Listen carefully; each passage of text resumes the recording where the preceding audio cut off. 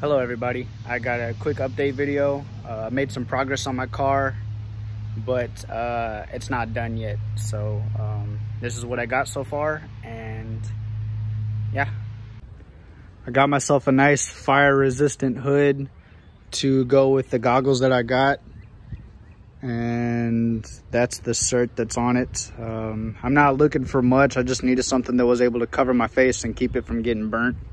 So this actually seals really well with the goggles. All right, I got the front end tacked on the car.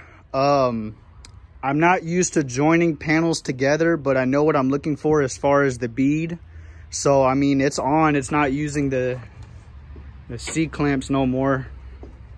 Now they're not pretty, they did sit, I didn't paint them over, but what I've started to actually do is as I lay the bead, I'll use an extra rod as filler. I've heard people call this Texas TIG, and I'm doing this to bridge the gaps with what, like this square is an extra piece of sheet metal that I use to bind the tubular front end to the chassis.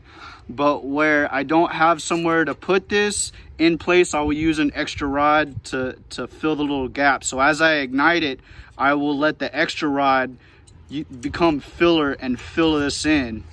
I'm gonna swing by a metal supermarket so that way I can get more of this piece of metal right here, because I'm gonna angle this back for the radiator to sit on. This covers part of the face. I want this to be all around the perimeter, none of the face covered, and then I can mount the tabs from there. And then also the hood pins that I have for my hood and my prop rod, so that way I can officially mount the hood. This corner is almost done. I'd say this one's about halfway done. Top corner's just getting started, and I barely touched the bottom one. And then I'm still figuring out the intake situation. I'm not sure what I want to do with this, but I am going to replace my the Mishimoto tanks with a single OBP tank. Instead of using the Mishimoto tanks, I got a OBP horizontal tank, and it should fit here quite nicely. It cost me about $100, and it is 1.5 quarts, and so it'll roughly match the factory size in a much tighter space. This right here is the comparison between the factory Mustang GT coolant tank and the new one that I got. They're roughly the same capacity, but this one's a much smaller size and is actually going to fit inside of there. So I'm glad this is a nice upgrade. This is roughly what my car is going to look like. I already have some lining for the inside of my fenders right here that'll be aluminum, all hooked up. My power steering is going to go into it out of the way. Radiator hose, I need to figure out the intake.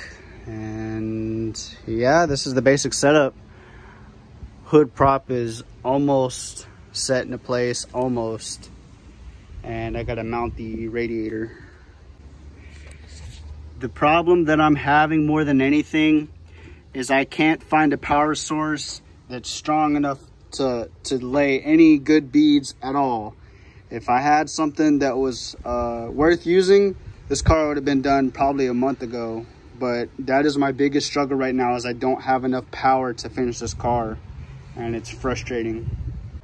I'm cleaning all the garbage out of the way, and then I'm gonna run a 220 volt up here to the front of my car, so that way I can properly power my welding machine. And the guy's property that I'm on is actually cleaning all this brush out of the way. So week by week, I'm cleaning this up more and more, and I might get this running sometime this summer just to have it, or so he can sell it and make some money.